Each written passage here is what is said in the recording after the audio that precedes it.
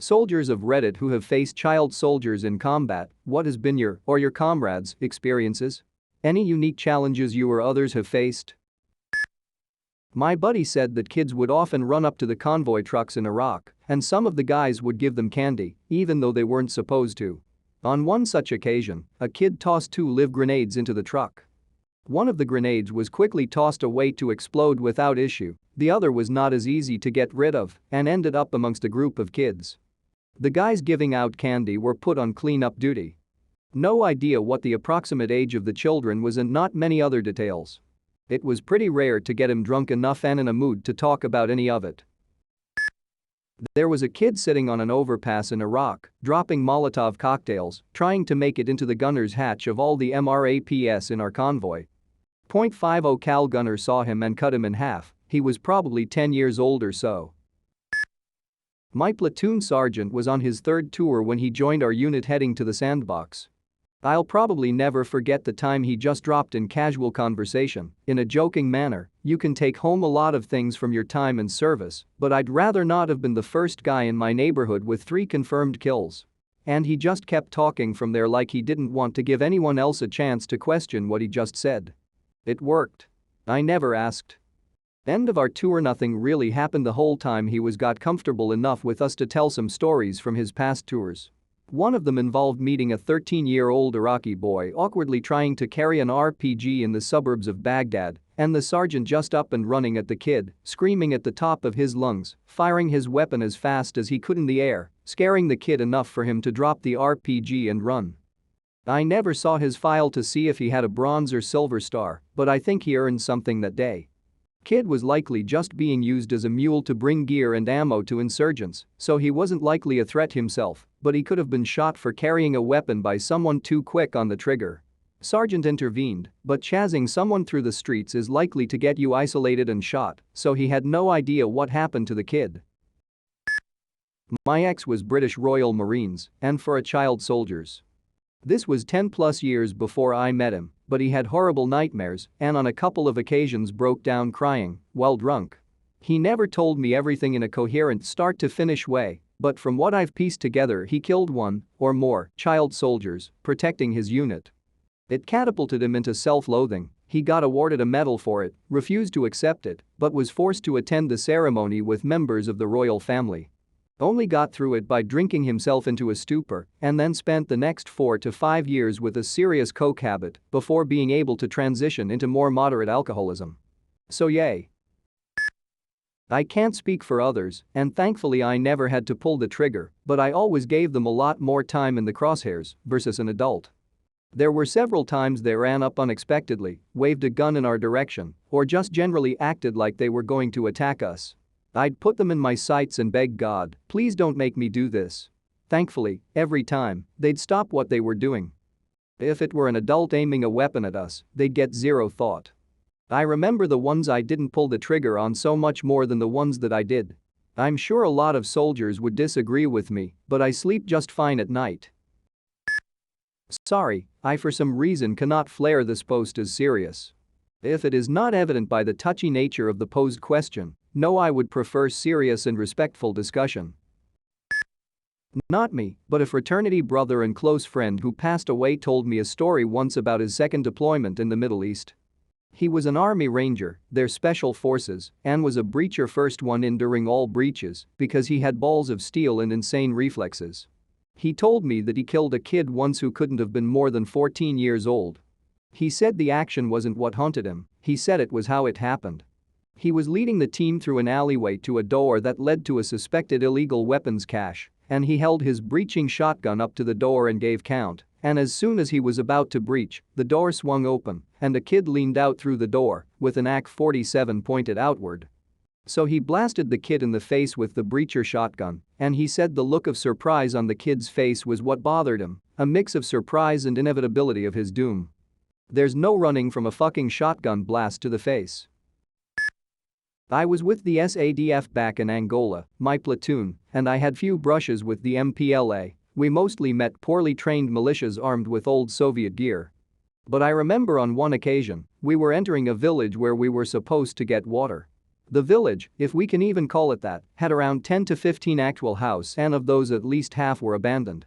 I remember that our spotter yelled out to us, telling us to get prepared. Our lieutenant saw something that visibly shocked him and called out our sergeant. We received the order to issue warning shots south of our position.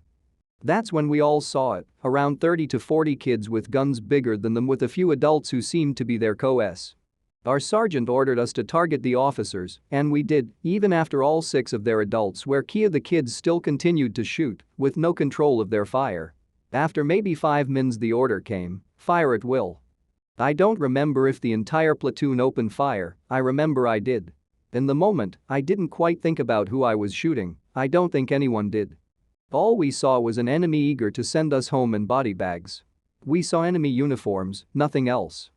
Nobody said anything afterwards. My comrades probably all willingly forgot this or justified it by saying something like us or them. It's very easy to analyze the situation if you weren't there. But when you're in the moment, you forget that the ones on the other side are just like you. So to sum it all up, I opened fire without thinking too hard about it. Don't know if I regret it, I just know I don't like remembering. Spent a lot of time with my friend's brother when he would come back from his tours. He confided in me that he had taken a kid's life because in his mind, it could be them or it could be me. On a previous tour he witnessed a child with a bomb strapped to him hug a fellow soldier and blow them up. A lot of his stories were very hard to listen to, and it was clear to me that he did not return as the same person that I knew growing up. Didn't actually pull the trigger on the kid but was ready to. Convoy through a village and the kid reaches into a pocket and pulls out what looks like a grenade and tries to throw it. I hesitated. The grenade slipped out of his hand behind him. It was damn rock. I was ready to kill a kid over a fucking rock. If it was a grenade and he managed to throw it, my hesitation could have meant my buddies' lives. I'm glad it was rock. I knew a guy who served and we got drunk one night and I was the idiot who asked, "What's the worst thing you saw while serving over there?" He got quiet and got this faraway look in his eyes and then he told me this story. I was in an armored convoy and we were in the middle of a patrol, but it had been a pretty normal day. The school buses that were used were pretty much just minivans, so the only way to identify it was a school bus was usually the sticker they placed on the side. Anyways, the area we were in was known for placing copper on top of their bombs because when a bomb ignites the copper liquefies and basically goes through anything. Even our tanks can't block that shit. So we're on patrol and a bomb goes off about 10 feet to our right and I figured I was a dead man. Right then a school bus drove by and provided cover from the blast, so only one of our soldiers was hurt but not seriously. However, that school bus was blown to hell. Most of the kids died, but the worst part was the driver of the school bus survived, who was a middle-aged woman. But her legs and arms had been blown away from the blast, so we had to drive her to the nearest hospital. I'll never forget her screams, especially because she had to sit under my legs since we had no room. She screamed and screamed. But mostly I won't forget the arms and legs of the children that had been destroyed from that blast. It will haunt me forever. If you've never been in combat, it's hard to explain to people how frenetic and chaotic combat can be. You don't get a red pip that highlights where the enemy is. You don't have a radar. You don't get a notification that your shot hit its target. You hear bullets WHHRRT past you, smack into something near you, ground, wall, trees, vehicles, etc. And you get behind cover. You then start yelling to your squadmates about where you collectively think the incoming fire is coming from. Sometimes it's obvious, but usually it's not. You're even more fucked if you're in an urban, semi-urban setting where there are non-combatant civilians running around, worse still when you simply can't tell the difference between the two. You're trying to not die. You're trying to leave cover, acquire a target, shoot that target, and then get back behind cover before someone sees you and shoots you. This does not leave a whole lot of time for pondering how old your target is, what their motivations are, or how long they've been a soldier. Mix this in with the kids who would run around trying to pick up brass in the middle of a firefight, and it's just a hot, chaotic mess. I didn't want to die, so I shot back. Most people who have been in combat will tell you something similar. I wouldn't say it was unique because every day in itself was always something new, and the child may not have been a soldier. I was the medic riding in the back right seat of a Humvee back in 09. I saw a child about 10 plus minus 2 years of age from the back seat of his parents' Mercedes, which was at my 3 o'clock point and 9 millimeters at my gunner, whose fire sector was to my 9 o'clock. I immediately open my window and aim my M4 and let the convoy know what I'm seeing. Gunners turn and a shot came from the Humvee in front of me and hits the car. No one was hurt. The reason I didn't fire is because I could see that he didn't have the instinct to pull the trigger. Had he been several years older and carried himself more like he knew what he was doing, then I'm positive I would have been the one to fire and it wouldn't have been the car that would have been hit. Recovering from the addiction after self-medicating on liquor for 6 months after my deployment. I was deployed in Afghanistan from 2009 to 2010 and again in 2012 with the US Army. Due to the nature of my deployments, the first one was much more kinetic, and that's where most of my personal encounters with the enemy happened. A lot of the people we fought were teenagers, probably from 16 to 19 years old. So some of them were children by the US definition. But over there people grow up a lot faster. Everyone I dealt with was trying to kill me, so I don't feel any remorse about shooting back at them or dropping mortar rounds on them. I never had to deal with younger kids being a threat or anything like that, thankfully. And honestly, myself and everyone I knew generally really liked the little kids over there. They were usually sweet and nice and always asked for candy and gum and stuff like that. And even when those little shits would throw rocks at our trucks, it was hard to blame them, not much else to do for fun around there. Not really the same thing, but this question reminded me of something I read in Stars and Stripes while I was deployed. Some army unit was doing daily patrols through some shithole town I can't remember the name of. They did this patrol every day, and the locals got to know them pretty well and didn't seem to mind. And the kids in town would run alongside the convoy and beg for candy. A bunch of soldiers started tossing them stuff from their MREs. It was a hearts and minds type thing, I guess. Anyway, one day while on this routine patrol, an Eid ripped through the convoy while it was stopped, and a bunch of kids were gathered around. I can't remember the exact numbers, but I think like maybe 4 soldiers were either killed or wounded, and something like 20 or more kids were killed. I know it was a pretty high number, and the first thing I thought was, goddamn, this village just lost like 20% of the kids that live there. I wasn't on this convoy and I don't know anyone who was, but I had been on the same sort of mission dozens of times and could easily place myself there. I saw kids get killed by insurgents and allies, but I never saw a mass casualty situation involving little kids like this. Not a soldier, but my stepdad was a paratrooper in the Special Forces. It took me several years to get him to tell me anything about the combat he had seen during the Gulf War. His first kill was a child around the age of 8. Stepdad was in the back of a convoy holding rear position. They stopped for some reason I never asked, and the child came running at them from behind. He was naked except a thick vest and had a grenade in his hand. Stepdad told him to stop over 10 times. The boy's father was watching from a nearby building. Still messes him up and he goes to therapy 3 times a week. War is hell. My brother was in Iraq during early mid-2000s when things were really whack. Said he was on gate duty one night and a kid walked up with an MRE, trying to get to him and his buddies to come up to the gate. Obviously none of them got up because they had MREs of their own, but long story short, the kid blew up from an Eid they had put in the MRE bag the kid was holding. He had a couple other stories, but the shit he saw was enough to make a hardcore atheist find Jesus, so idk. We don't talk much now, but if you're reading this, I love you, man. We had a kid, maybe 8 to 10 years old, walk by one of our vehicles with a woman. As soon as he was alongside of the truck, he took out a grenade and tried to throw it on top of the truck. Mind you, these trucks are about 9 feet tall. Grenade bounced off the armor and back at the kid. Killed him and the woman. I wanted to feel sorry for him, but I really can't. I'm sure an adult told him to do it, but that could have killed me or one of my brothers. We were in Kandahar province and always dealt with the usual bullshit like Eid's pot shots at us and the occasional mortar RPG fire, but one of the things that will always haunt me personally was we were on task that day to do route clearance for the villagers and for another group of guys going out onto a 3-day mission when we came under fire from the east of our vehicles. This is a small village, so we could tell where firing was coming from, so we put on suppressing fire and 40 their way. After about an hour of constant firing, and wondering where the fuck the enemy was going to go next. We had some children, I'd say ages 8 to 14, come out into the open, and we immediately had to train on them. Firing from the enemy was still continuing, but it was from our south now.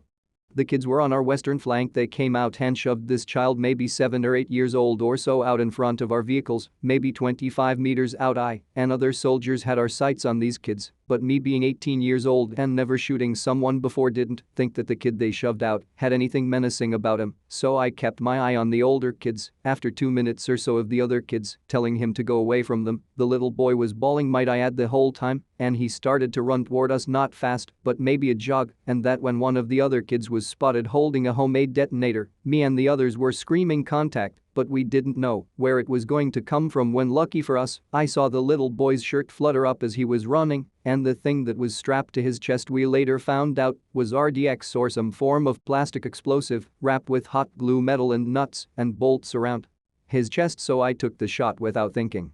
The kid hit the ground like a sack of wet flour, and the bomb blew up maybe 10 meters from the Humvee. I'll never forget the look on that terrified little boy's face as I swept his life right from out under him with one squeeze of the finger, all because his piece of shit father or mother strapped their own confused little boy in explosives and sent him on his way.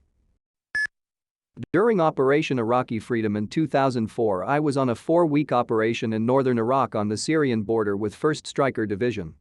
4 strikers, 4 men each, spaced every 5 miles. Boring as all get out, as we were literally just watching the same paths, day in and out, for 4 mind-numbing weeks.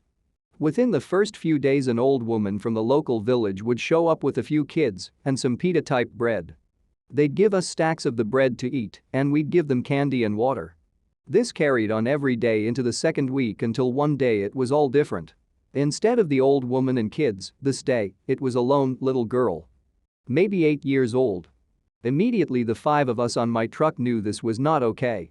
You see, we'd usually see them coming up over a rise in the direction of the nearest village, a mile and a half away. Our trucks had what is called an LRASSS on them, long-range advanced scout surveillance system.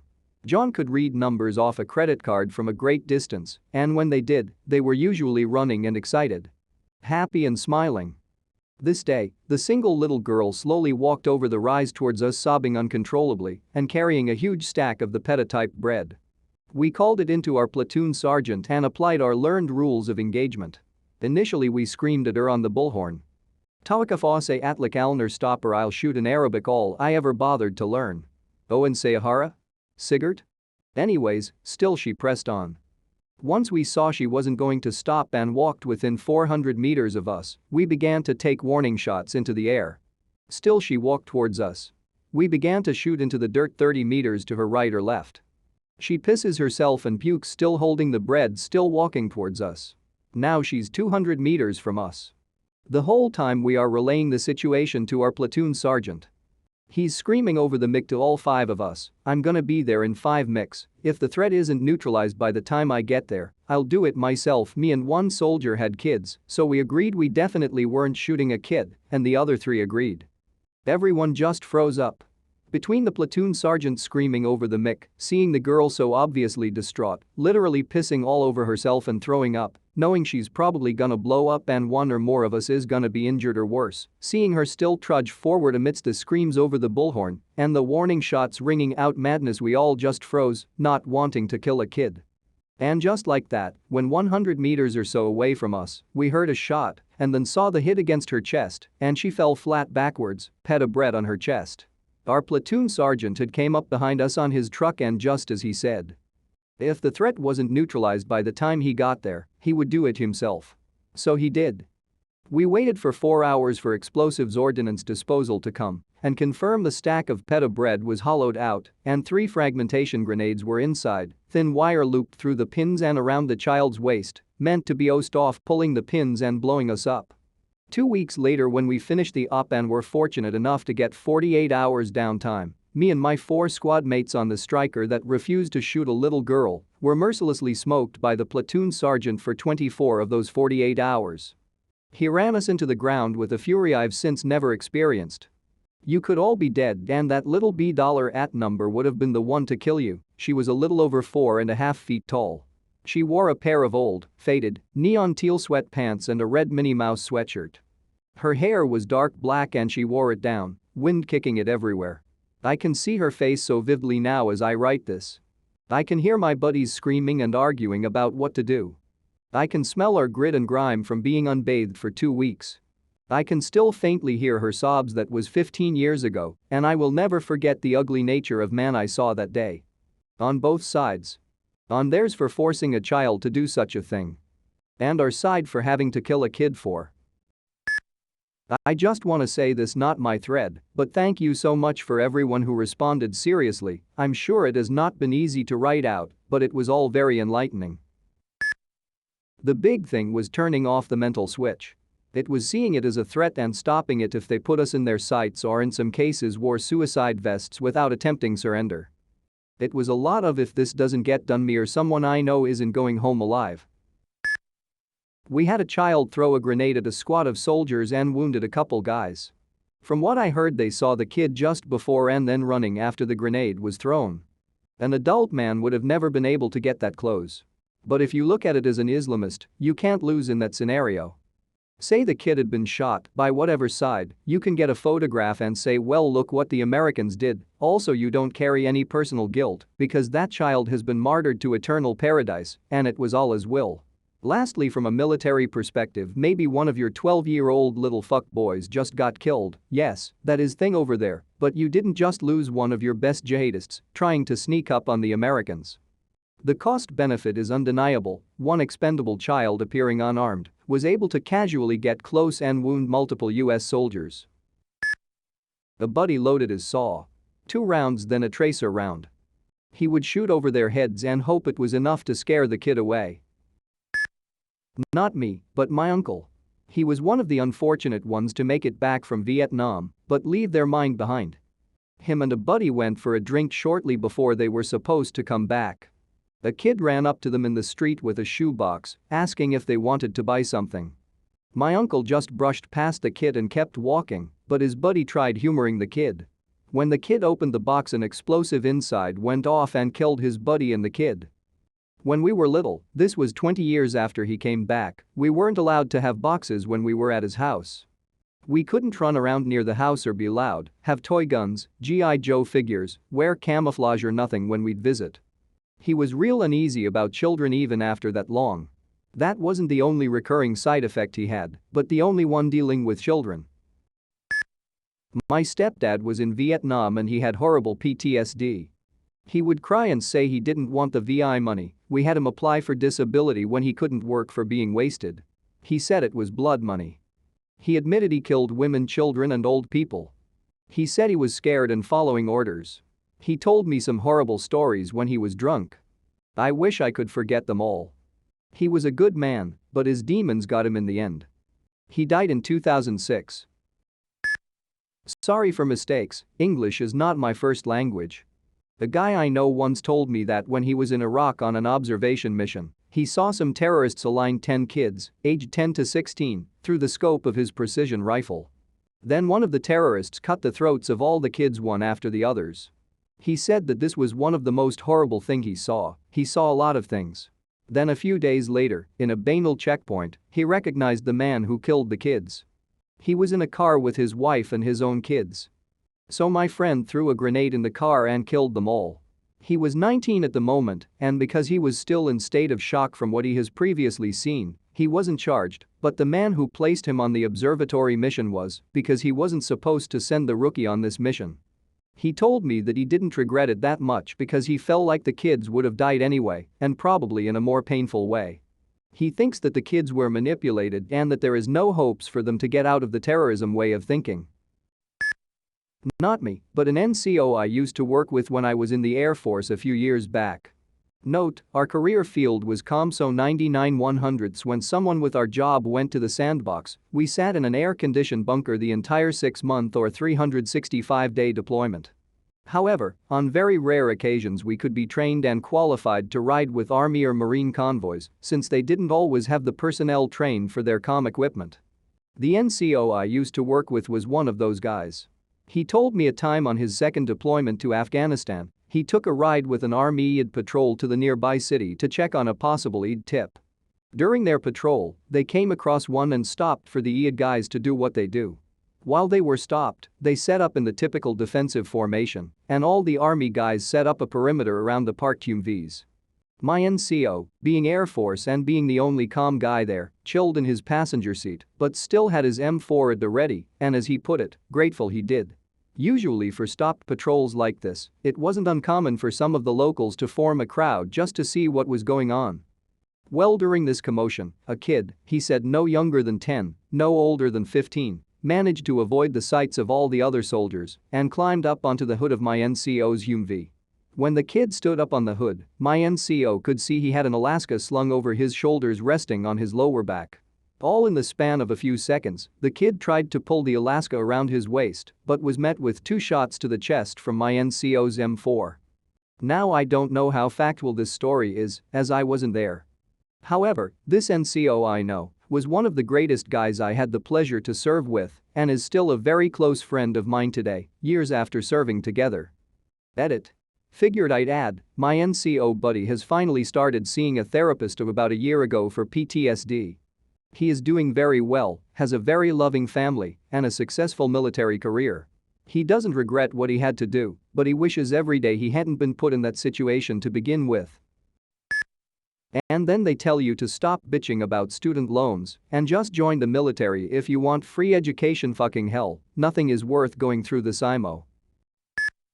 Marine friend of mine told me a story about clearing buildings in Iraq. A member of his squad team whatever entered a room that contained a family, including parents and a 16-ish-year-old kid. The kid grabbed the barrel of the guy's gun, which caused him to pull back on the rifle to try to break the hold. Unfortunately, he accidentally pulled the trigger as well, killing the kid right in front of his parents. The rest of the platoon nicknamed him Slaughter after that. Had a 14 to 15-year-old run toward our unit with an Alaska in hand. Laid down fire without thinking. Still see his face to this day. It sucks. But at the end of the day, either he's going home or I am. So I'm typing this and he isn't. It's life. Not a soldier, soon but not yet. My uncle was a lorry driver and my brothers and were tagging along, poor decision making by our parents. We were making a delivery of water bottles to northern Uganda Gulu. I was asleep in the cab and my brothers and uncle sat up front. Suddenly the lorry lurched to a stop and my uncle told me to stay in the cab. But I was half asleep and didn't sense the urgency in his voice. He and my brothers got out. We had been stopped at an illegal roadblock by a group of child soldiers in northern Uganda. They were member of the Lord's Resistance Army. I was 16. The child soldiers ranged in age from about 7 to 16, and there were about 7 of them. They had old dirty AK-47s, some of the kids were too small to even hold them properly. They were just kids, but they looked crazy and were high on something. They were shouting at my uncle in their language and waving their guns in my uncle and brother faces. My uncle was just smiling and lighting a cigarette, even offering the leader some cigarettes. My oldest brother was just leaning against a truck nonchalantly, not acting afraid. I saw all this and figured it wasn't that serious and came out of the lorry. OMG. One of the kids flipped out and the next thing I knew there were 7 guns cocked in my face. I turned to run and one of the boys fired and the gun misfired. That's what happens when guns are never ever cleaned. Anyway, I turned around and lunged at the nearest boy, the tallest one. My uncle had to pull me off him because I was stronger than him, kid was probably starving, and was on the verge of gouging his eyes out and strangling him. After that we had a different problem because the boy and their leader who was a little older really wanted me to marry the boy and was promising my uncle the sun and stars to take me for his wife. Very bizarre. My uncle was able to get me back into the lorry and lock me in there for like 4 hours while the dirty child soldier I had fought with stared at me through the window, telling me sweet nothings in Acholi and begging me to wind down the window. Luckily I looked about 11 at age 16 and my uncle was able to convince the leader that was underage and he needed permission from my parents, but he was sure that they would agree and he would come back with me when I was a bit older. Somehow the boy was convinced and we were allowed to proceed. There was a lot of cigarettes and alcohol exchanged for my freedom. I can still remember the feeling of my hands around his neck and I can still see the insolent smile on his face as I tried to strangle him in the moonlight. I don't remember his facial features, but he had the smoothest black skin, the whitest teeth and the reddest eyes. It. The exact reason why VI should protect and offer our veterans mental health help rather than loading them up with antidepressants. I couldn't imagine being in a situation in which it would either be my life or the 10-year-old holding an RPG, barely even understanding the concept of war. When I was in Iraq, a man was carrying who I believed to be his daughter on his shoulders when it became quickly apparent he had on a suicide vest. He didn't think we'd shoot. I don't think anyone aimed for the girl. Why would they? Didn't stop him from detonating. With the exception of his torso, he all but evaporated. The little girl shot straight up in the air, the lower half completely gone. Not my favorite memory. War sucks. My guess is she was 4 to 5. Buddy I went to college with talked to me about his time in, I wanna say, Afghanistan? Maybe Iraq? He was telling me this shit in 2008 and his tour ended a couple years earlier, so wherever we were then. Probably Iraq. He told me a story about how he was part of a convoy and then some kids started rolling burning tires in front of where they were headed and behind them. Burning tires apparently give off a fuckload of smoke, so it fucks visibility. This was an ambush.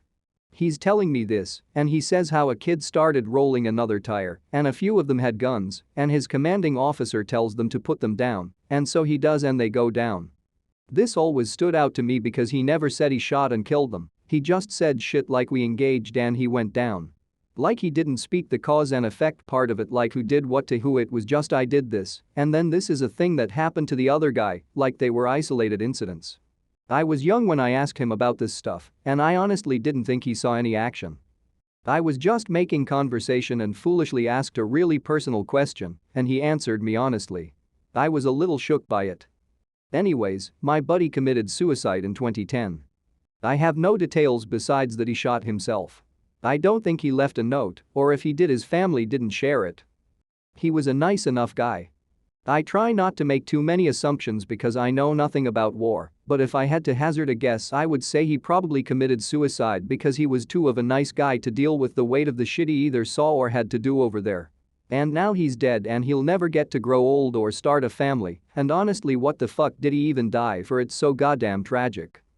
People who can't see the difference between supporting a war and supporting soldiers need to do themselves a favor and spend some time with veterans. Sorry if I rambled,